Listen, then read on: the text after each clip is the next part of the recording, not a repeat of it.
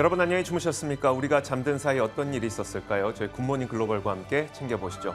자, 미국 증시가 이날도 상승에 도전하긴 했습니다만 결국은 실패한 채 하락으로 마감됐습니다.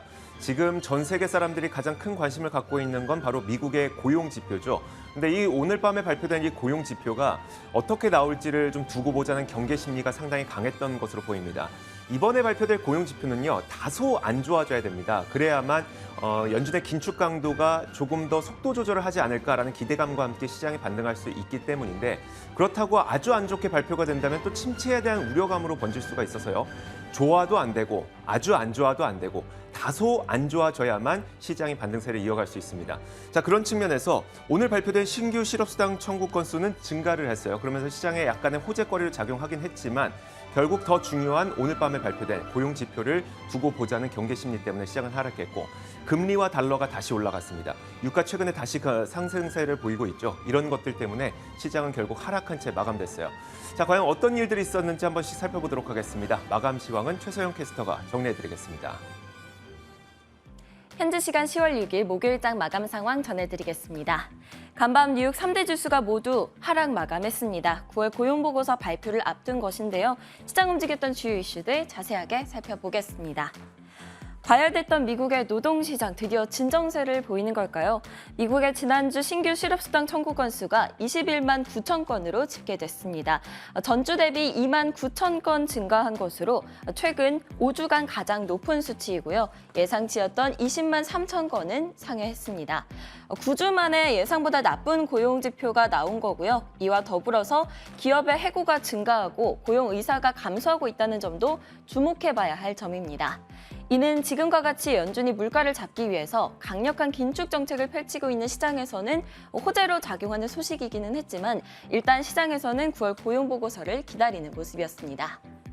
내년 경제가 더 악화될 것이란 소식도 들려왔습니다. IMF 총재가 경기 침체 위험이 높아졌기 때문에 내년 세계 경제 성장률을 또다시 하향 조정하겠다고 밝혔는데요. 내년은 기존의 2.9%에서 더 하향 조정할 것이고 올해는 기존의 3.2%를 유지하기로 했습니다. 이번에 섹터 종목별 흐름 확인해 보겠습니다. 국제유가 상승세로 에너지 섹터만 상승하고 모든 섹터가 하락했습니다. 특히 부동산과 유틸리티 섹터가 3% 넘게 하락하는 등 낙폭이 컸는데요. 알파벳의 구글이 신제품 픽셀 7과 픽셀 워치를 공개하는 소식이 있었는데 강보합에서 거래를 마쳤고요.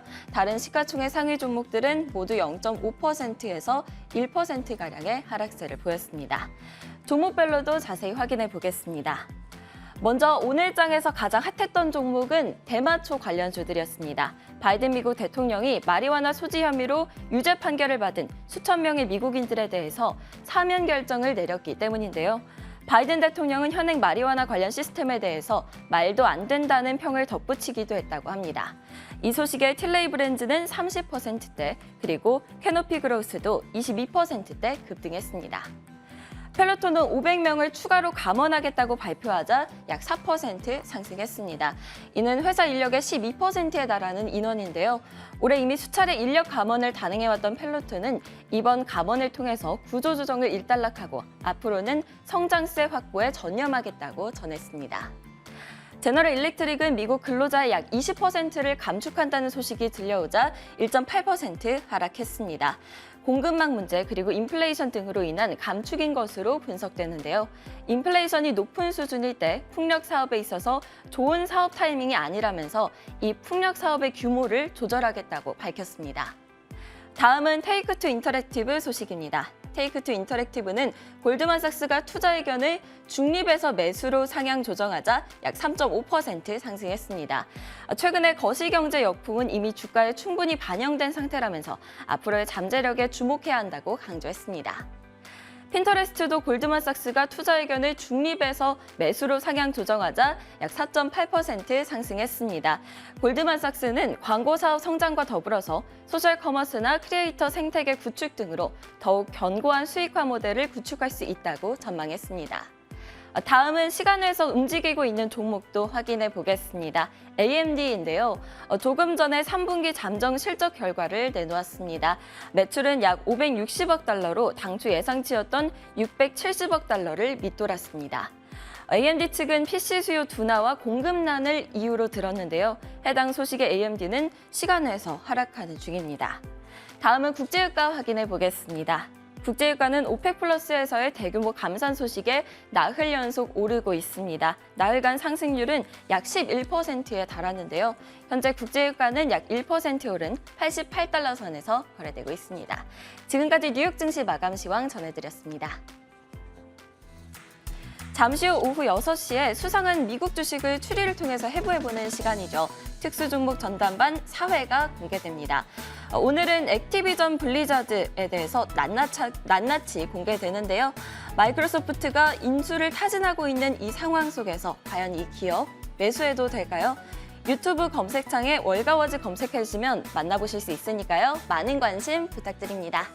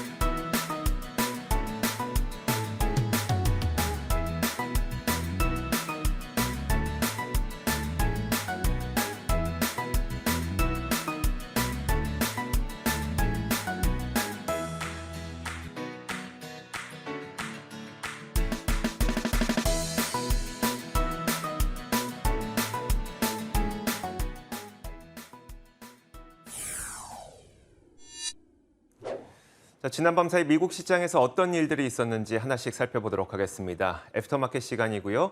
자, 오늘도 김태수 미국 세무사 화상 연결돼 있습니다. 안녕하세요.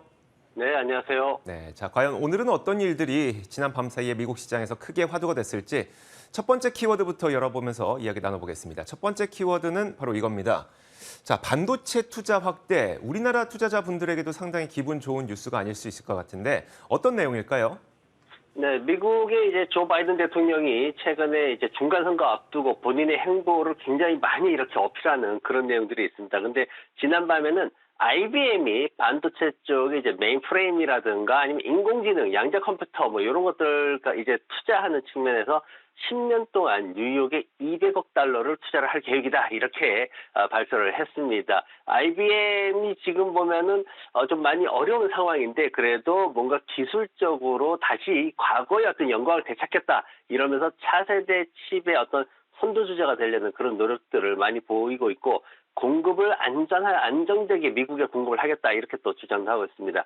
바이든 대통령이 지난 8월 달에 반도체 관련된 법안을 통과를 했죠. 지원 법안을 520억 달러 정도 지원하는 그 법안을 통과를 시켰습니다. 그러면서 이제 중간선거 앞두고 이제 현장까지 막 방문하면서 이제 인텔이 오하이오에 지금 건설하고 있는 그 현장까지 방문하면서 굉장히 이렇게 좀 성과를 드러내려고 많이 하고 있는데 지금 이제 미국의 어떤 그런 투자들이 굉장히 많이 일어나고 있는데 사실 IBM 같은 경우에는 포킵스라는 뉴욕의 이제 어퍼 지역에 있는 제가 사는 지역에서 한 30분이면 가는데 거기에 있던 이제 제조업체를 이제 이전을 시켰죠. 그러면서 사실 뭐 조금 지역 일자리 줄어들고 이제 이미지도 안 좋아졌는데 이번에 또 투자한다 그래서 조금 이미지가 되살아나는 그런 모습이 있습니다. 근데 반면에 또 마이크론 테크놀로지가 지금 뉴욕 쪽에다가 앞으로 20년 동안 최대 1,000억 달러 정도 투자를 하겠다 이렇게 지금 주장을 하고 있어가지고 미국 시장에서 반도체 투자에 대한 그런 열기가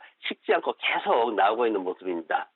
그렇다면 사실 이번 뉴스는 뭐 IBM이나 아니면 인텔에게 직접적인 수혜가 될 수도 있는 뉴스잖아요. 사실 우리나라 뭐 반도체 투자하시는 분들이 그렇게 관심이 많은 종목은 아니지만 이 종목들도 저점 매수가 가능할까요?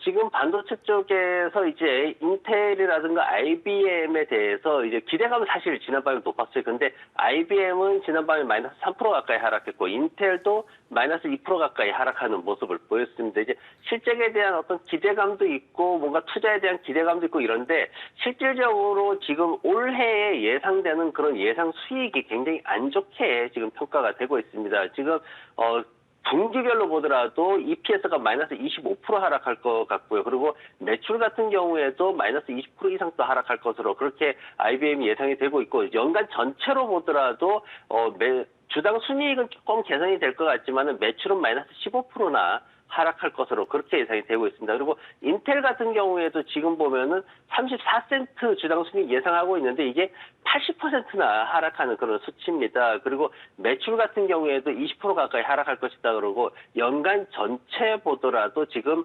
순이익이 60% 가까이 하락하는 그런 예상이 있기 때문에 전반적으로 주가가 별로 좋지 않고요. 다만 이제 미국 시장에서 반도체 투자에 대해서 이제 얘기를 할 때 제가 지난 이제 2, 4분기부터 해가지고 꾸준히 말씀드리고 있는 게, 중소형주에 좀 주목하시라는 말씀드리면서 이 시간에도 이제 제가 인디 반도체, 인디 세미컨덕터라는 중소형주를 제가 한번 소개를 해드린 적이 있습니다. 그래서 이 회사들이, 중소형 반도체주 이 회사들이 바로 2019년도에 대부분 설립이 돼 가지고 그동안 준비를 해오면서 올해부터 본격적인 매출이 올라오고 있는 그런 상황입니다. 그래서 이 회사들이 반도체 분야에서 정부 지원금을 직접적으로 수혜를 받으면서 빠르게 올라오고 있고, 최근 7월달 이후에 주가 흐름을 보더라도 올라갈 때 잘 올라가고 조정받을 때는 남들보다 좀 적게 떨어지면서 주가 탄력도가 굉장히 좋은 상황이고, 인텔이나 IBM의 어떤 그 주가 탄력이 완전히 죽어있는 이런 차트보다도 훨씬 좋은 모습 보이기 때문에 이쪽으로 좀 관심을 가지시면 더 좋은 투자의 기회가 될 것 같습니다. 네, 알겠습니다. 어제 나왔던 뉴스를 통해서 어느 쪽으로 더 관심을 가져야 되는지 종목까지 좀 설명을 해주셨고요. 자, 이어서 다음 키워드 보겠습니다. 다음 키워드는 바로 이겁니다. 자, 고용이 나빠져야 호재라는 건데요. 아마 이제는 다들 인식하고 계시겠지만 고용은 원래는 좋아야 호재가 당연한데, 요즘 같은 강력한 긴축 시기에는 고용 시장이 다소 나빠져야 호재로 작용을 하게 됩니다. 왜냐하면 연준이 긴축 기조를 좀 완화할 수 있는 룸이 생기기 때문인데요. 그런 가운데 주간 신규 실업수당 청구 건수가 지난 밤 사이에 발표가 됐어요. 이 수치는 다행히도 좀 늘었습니다. 늘어나서 21만 9천 건 정도를 기록을 했는데, 지난주에 19만 건 정도에서 소폭 늘었으니까 그만큼 실업일 당하면서 실업수당을 청구한 사람들이 늘었다, 고용시장이 다소 악화됐다라는 측면을 보여주며 시장의 호재로 작용하긴 했습니다. 물론 고용지표를 봐야 되기 때문에 아주 큰 호재로 작용하진 못했었고요. 그리고 여전히 2019년 평균 수준 정도의 이 실업수당 청구 건수를 보이고 있기 때문에 여전히 고용시장은 너무나도 활발하고 너무나도 타이트하다는 것을 보여줬습니다. 자, 그런데 이제 더 중요한 건 바로 이거죠. 중요한 월간 고용 보고서, 오늘 밤에 발표될 예정인데, 그러면 이 보고서가 과연 어떻게 나올 것이냐. 비농업 부문 취업자 수가 좀 다소 감소를 해야 시장의 호재로 작용하게 됩니다. 일단 월가에서 예상하기로는 현재 27만 5천 건 정도 나올 것으로 예상을 하고 있거든요. 근데 지난달에 나왔던 게 31만 5천 건 정도였었고, 그 전달에는 52만 6천 건 정도였습니다. 지금 이게 감소 추세를 보이고 있기 때문에 고용 시장이 다소 악화되고 있는 모습을 보이고 있고, 그리고 이번 달, 그러니까 오늘 발표될 것도 27만 5천 건 정도로 조금 더 나빠져야지 시장에서는 이걸 긍정적으로 받아들이게 될 겁니다. 자, 과연 이렇게 나오게 될 것인지, 만약에 이 수치보다 조금 더 높게 나오거나 아니면 과도하게 고용시장이 좋다는 게 증명될 경우에는 또 시장의 하락 단초로 작용할 수가 있게 되는 건데, 과연 고용시장의 전망이 어떨지 하고요. 또 고용시장이 악화되는 것으로 나오게 될 경우 시장의 반등세가 이어질 수 있을까요? 네, 현재로서는 고용시장이 그렇게 악화된다라거나 이런 것까지는 아직은 나오지 않는 그런 상황이 있고요. 그다음에 이제, 우리가 주목해야 될 게 이제 그 제레미 시겔 교수가, 와트스쿨의 이제 제레미 시겔 교수가 지난밤에 CNBC하고 인터뷰를 하면서 뭐라고 했냐면은, 장기 투자자라면은 지금 당장 사라 그랬습니다. 주식을 지금 당장 사야 될 정도로 굉장히 훌륭한 장기적인 가치가 있는 그런 시장이다, 이렇게 얘기를 했는데, 근데 이제 이분이 주장을 이렇게 하면서 지난번에 그 연준과 파월에 대해서 굉장히 쓴소리를 했죠. 그러면서 이제 그 핵심이 뭐였냐면은, 노동시장 건드리지 마라. 이제 파월 의장이 고통의 분담을 이제 얘기를 했거든요. 근데 거기에 대해서 강력하게 노동시장은 건드리지 말라 그랬습니다. 왜냐면은 노동시장까지 문제를 일으키면은 다시 회복할 수 있는 희망이 없다라는 건데요. 지금 보면 이제 시장에서 뭐 잘 알려진 스탠이라는 이 억만장자 투자자 이 사람이 앞으로 이제 향후 10년 동안 시장이 별 재미가 없을 수도 있다 이렇게 얘기를 했어요. 그러면서 이제 레이 달리오 같은 경우에는 이제 그쪽에서는 나오는 게 뭐냐면은 앞으로 일본과 같은 잃어버린 10년이 또 올 수 있다. 이게 미국에서도 자꾸 잃어버린 10년이 한 번씩 이제 터져 나오는데 이 얘기가 나왔거든요. 근데 노동시장의 하락이 바로 이 잃어버린 10년, 미국이 잃어버린 10년으로 들어갈 수 있는 문제와 직결된다라는 것으로 생각하시면 좋을 것 같습니다. 그래도 노동시장이 버티고 있기 때문에 아직까지 공식적으로 침체라는 말을 안 쓰고 있는 거거든요. 그래서 뭐 1, 2주 잠깐 동안은 이제 지금 이제 연준의 어떤 금리 인상 속도를 줄일 수 있다라는 측면에서 고용 지표가 안 좋으면 조금 희망적인 메시지가 전해지기도 하는데 근데 결국 이 상황이 데이터들이 2개월 이상이 이렇게 의미 있는 그런 상황이 지속돼 버리면은 그야말로 침체에 빠지게 되기 때문에 이 부분들에 대해서는 좀 주의가 필요합니다. 네, 알겠습니다. 자, 이어서 다음 키워드 보겠습니다. 세 번째 키워드는 바로 이겁니다. 자, 공급망보다 부진한 수요라는 건데요. 사실 지금까지 우리가 문제점으로 제기했던 게 공급망이었었는데 만약에 수요까지 부진하다면 좀 문제가 클 것 같거든요. 어떤 내용일까요? 네, 이제 시장이 그동안 이제 제조업체들이 공급망에 대한 얘기를 너무 이제 계속 반복해서 하고 거기에 핑계를 너무 대다 보니까 그게 이제 좀 지쳐있는 그런 모습이고 지금 소비자 수요에 대해서 문제를 제기하고 있는 모습입니다. 특히 이제 자동차 쪽에서 나오는데 지금 보면은 제너럴 모터스 같은 경우에 지금 전년 동기 대비해서 24% 이제 많이 팔았다 이렇게 얘기를 했는데 이게 직전 분기 대비해서는 많이 감소한 그런 수치입니다. 그리고 도요타 같은 경우에도 한 9% 정도 이제 감소를 할 것으로 예상이 되고 포드 같은 경우에도 역시 이제 GM하고 마찬가지로 전년 동기 대비해서는 19% 증가했지만은 이게 지난달보다는 또 지난 분기보다는 떨어지는 이런 모습들이 좀 있습니다. 그리고 아직도 재고도 또 한 4만 대 이상 또 쌓여 있는 그런 모습도 있고요. 그리고 이제 스텔란티스라는 회사는 이제 알파 로미오라든가 지브라든가 피아트라든가 크라이슬러라든가 이런 그 글로벌 브랜드를 소유하고 있고 130개국 이상의 제조 회사를 직접 운영하고 있는 그런 글로벌 자동차 제조 회사입니다. 근데 이 회사 같은 경우에도 지금 한 6% 정도 지금 판매가 줄어들고 있는 그런 모습 보이고 있고 매출이 전체적으로 올해만 벌써 12%나 줄어들고 있는 그런 모습을 보이고 있습니다. 뭐 혼다 같은 경우에도 많이 줄어들고 있다는 건 뉴스에 나왔고 테슬라도 또 줄어들었는데 근데 지금 테슬라에 대해서 다시 또 얘기를 하는 게 중국 수요에 지금 문제가 생기고 있다 이런 얘기를 하고 있습니다. 그동안은 이제 공장이 좀 닫혀 있었고 이런 얘기만 하다가 지난밤부터는 중국 수요에 대한 문제 있지 않나 이런 얘기들을 좀 의심을 하고 있는 상황입니다. 그래서 지금 이제 시장에서 평가하는 게 지금 뭐 JD 파워라든가 이런 데서는 생산이 4분기에도 쉽지 않을 것이다 이렇게 얘기를 하고 있고 또 콕스 같은 경우에는 지금 예상하는 게 10년 만에 최저 수준으로 떨어질 수 있다. 올해 전체 생산량이 안 좋다 이렇게 지금 평가를 하고 있습니다. 그러면서 이제 무디스에서 얘기를 하는 게 뭐냐면은 무디스에서 지난밤에 평가했던 게 경기 침체에 따른 고객의 경제성 문제가 심각하다. 그 얘기는 결국은 이제 공급망 부진에 대한 핑계보다는 이제 소비자들의 수요에 대한 문제가 부각되고 있다라는 걸 의미를 하게 되는데 그래서 자동차 시장에 대해서 어떤 투자를 이제 결정을 하고 그러실 때는 이런 문제들을 어떻게 비켜갈 수 있는지 어떻게 극복할 수 있는지 그런 부분에 초점을 맞추시면 좀 더 좋을 것 같습니다. 그렇다면 혹시 시장에 이런 수요의 부족 문제에서 비켜가고 있는 좀 관심 가질 만한 자동차 기업이 있을까요? 네, 지금 볼 수 있는 게 이제 가격에 대한 어떤 결정권을 강력하게 가지고 있는 회사를 좀 찾아보시는 게 중요하고요. 또 하나는 이 많은 자동차와 관련된 여러 분야 중에서 제대로 뭔가 가치를 잘 살리고 있는 회사가 어디냐, 앞으로 수익이나 성장성을 잘 이끌고 갈 수 있는 회사가 어디냐, 이걸 보시면 좋을 것 같아요. 그래서 지금 완성차 쪽에서는 굳이 이제 찾자면은 포드 같은 회사들은 최근에 F150 라이트닝에 대해서 가격을 11%나 인상을 했습니다. 지금 기존에 이미 딜리버리 날짜를 부여받은 분들은 상관이 없지만은 새로 예약하시는 분들은 이제 인상된 가격으로 해야 되는데 이게 4만 불대에 있다가 이제 5만 불대로 올라가는 그런 상황이죠. 그럼에도 불구하고 지금 글로벌적인 어떤 문제들로 인해서 공급망 지연이 있기 때문에 그런 것들을 극복하기 위해서 어쩔 수 없다라고 지금 전반적으로 이제 평가가 되고 있어서 F150의 어떤 강력한 브랜드 파워를 가지고 가격을 올리는 것에 대해서는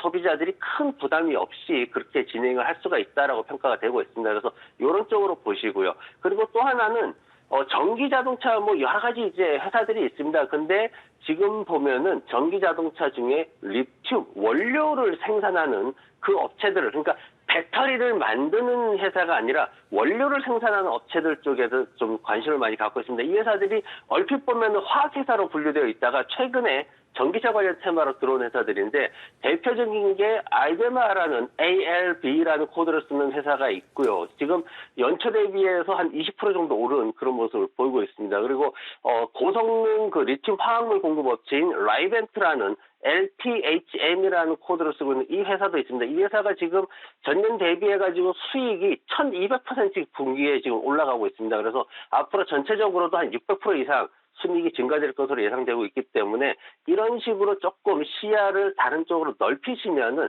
여전히 투자의 기회는 충분히 있다고 그렇게 예상하고 있습니다. 네, 알겠습니다. 자동차도 마찬가지로 어느 쪽으로 관심을 좀 돌려야 되는지까지 설명을 해주셨는데 마지막 키워드도 전기차와 연관이 되어 있습니다. 한번 보시죠. 자, 마지막 키워드는 바로 이겁니다. 니오의 유럽 진출 소식인데요. 아마 우리나라에서도 중국 전기차에 투자하시는 분들 상당히 많을 텐데 그런 분들에게 오늘은 상당히 중요한 날이 될 것 같습니다. 바로 니오가 유럽에서 본격 진출하는 날이 오늘이기 때문인데, 다만 이런 가운데 니오를 비롯한 중국 전기차 업체들은 주가는 오히려 동반 하락하는 그런 모습이 나타나기도 했습니다. 자, 일단 어떤 일이 오늘 발생하게 될 건지를 살펴보면요. 베를린에서 니오가 공식 론칭 행사를 갖게 됩니다. 그리고 이번에 새롭게 판매 개시하는 모델은 ET7과 ET5, ES7 세 가지 모델을 판매를 개시하게 될 텐데, 이게 상당히 재미있는 게요. 테슬라와의 경쟁 구도가 유럽에서 펼쳐질 가능성이 있기 때문입니다. ET5의 경우에는 모델 3와 경쟁 모델로 인식이 되고 있는 모델이고요. ES7의 경우에는 모델 Y와 경쟁 모델로 인식이 되고 있기 때문에 과연 누가 유럽 시장에서 더 잘 팔게 될지를 지켜봐야 될 것 같습니다. 자, 그런데 유럽 시장은 사실 전기차 산업에 모두 상당히 중요한 그런 시장입니다. 그러다 보니까 중국의 전기차 업체들도 이 유럽 시장을 굉장히 공략하기 위해서 열심히 노력을 하고 있는데, 현재 진출 상황을 한번 살펴보면요. 샤오펑은 이미 유럽에 진출해서 판매를 하고 있는 상태고요. BYD는 최근 몇 주 전에 컴팩트 SUV인 아토3를 판매하기 시작했습니다. 이 아토3 역시 폭스바겐의 ID4라든지 테슬라의 모델 3와 또 경쟁 구도로 모델 Y와 경쟁 구도로 갖고 있기 때문에 이 부분도 재미있는 관전 포인트고요. 니오는 지금 오늘 베를린에서 이 공식 론칭을 한 이후에 올해 덴마크, 스웨덴, 네덜란드까지도 진출 계획을 갖고 있습니다.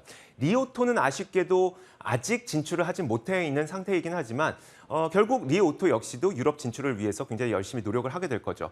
어쨌든 리오토의 경우에는 아직 유럽에 진출하지 못해 있는 상황이기 때문에 이날 주가의 하락도 10% 넘게 상당히 크게 발생을 하기도 했습니다. 자, 니오를 비롯한 중국 전기차 업체들이 유럽 진출 소식이 있었음에도 불구하고 하락한 원인은 뭘까요? 네, 전기차에 대해서는 이제 뭐 유럽에서 전기차에 대한 회의론이 많이 일고 있다, 이런 얘기도 설명을 드렸었고, 그리고 여러 가지 이제 전기차의 장기적인 그런 얘기들도 해드렸는데, 오늘은 배터리에 대해서 얘기를 좀 해보겠습니다. 이제 9월 28일 날 이제 독일의 첫 번째 배터리 스왑 스테이션을 열었다. 이게 이제 니오의 지난밤 이제 핵심이거든요. 근데 이 자체의 해답이 있습니다. 왜 그러냐면은 일단 독일이라는 시장은 뭔가 이제 팝업 시장으로 이제 가장 잘 알려진 시장이죠. 전시회 굉장히 많이 하죠. 그래서 일단 진출하기 굉장히 쉬운 그런 시장이고, 여기에서 뭔가 당장 크게 뭔가 매출이 어떤 극적으로 일어난다고, 이런 거는 사실 기대하기 어려운 국가가 바로 독일입니다. 그런데 여기에서 이제 배터리 스왑 스테이션을 주력으로 해서 밀어 넣었다라는 건데, 근데 이 배터리 스왑 스테이션이라는 걸 좀 생각을 해봐야 됩니다. 전기차가 이제 가장 큰 문제가 배터리 가격이 비싸다는 것도 있지만은 충전 시간이 길다라는 문제도 있는데, 굉장히 오래 걸립니다. 앞에 충전소 제 앞에 한 2대 정도 있으면 1시간 기다려야 되는 이런 상황이 아주 일상인데, 근데 이제 그런 것들을 해결하기 위해서 중국은 니오라든가 많은 회사들이 이제 배터리 수압, 즉 배터리 자체를 교체해버립니다. 이게 한 3분 안에 끝나버려요. 이걸 하는데 이게 뭐 대단하다라고 생각하지만 사실 우리나라에도 이게 있었어요. 10년 전에 있었습니다. 제주도에서 르노 삼성이 이걸 시도를 했어요. 근데 2년 만에 문 닫았습니다. 왜 그랬냐면은 운영 비용이 너무 커요. 지금 니오 같은 경우에도 적자 계속 누적되고 있죠. 그죠? 그리고 다른 전기차랑 호환이 안 되니까 이걸 갖다가 하나 만들어 놓으면은 뭔가 다른 데서도 이제 브랜드들이 와야 되는데 일반 주유소처럼. 근데 그게 안 되다 보니까 운영이 굉장히 힘든 겁니다. 범용성이 부족하다고 말을 하는데 여기에 자본주의 국가에서는 또 뭐가 문제냐? 사고 났을 때가 문제예요. 보험사에서 이걸 어떻게 처리하냐도 이게 결정이 안 돼 있습니다. 미국은 아예 지금 시작조차도 안 나오고 있는 상황이고, 그나마 유럽에서는 워낙 이제 팝업 시장이 잘 열리는 독일이다 보니까 이걸 갖다 이제 설치를 한 건데, 지금 이런 것들로 인해 가지고 제대로 판매, 매출에 대해 어떤 동기가 부여되지 않는 그런 상황들이 진행이 되고 있습니다. 공산주의 국가에서는, 중국 같은 데서는 뭐 쉽게 할 수 있는 이런 문제들이 자본주의 국가에서는 미국이나 유럽 같은 이제 한국도 그렇지만 굉장히 복잡하게 얽혀버리는 일들이 많이 있습니다. 그래서 그러다 보니까 이제 니오가 뭐 흑자라도 잘 나고 있는 회사면은 수익성을 생각해서라도 이 사업을 빨리 유럽에서 진행을 시킬 텐데 그러지 못하다 보니까 전반적으로 전기차들이 유럽에 진출하면서 어떤 브랜드 이미지는 높이지만은 실질적인 효과는 보지 못하고 있는 그런 상황이 연출되고 있습니다. 알겠습니다. 그래서 중국의 전기차들이 유럽 진출 소식에도 불구하고 주가가 하락했던 그 이유까지 설명을 해주셨습니다. 자, 지금까지 애프터마켓이었고요. 김태수 미국 세무사와 함께 이야기 나눠봤습니다. 고맙습니다. 네, 고맙습니다.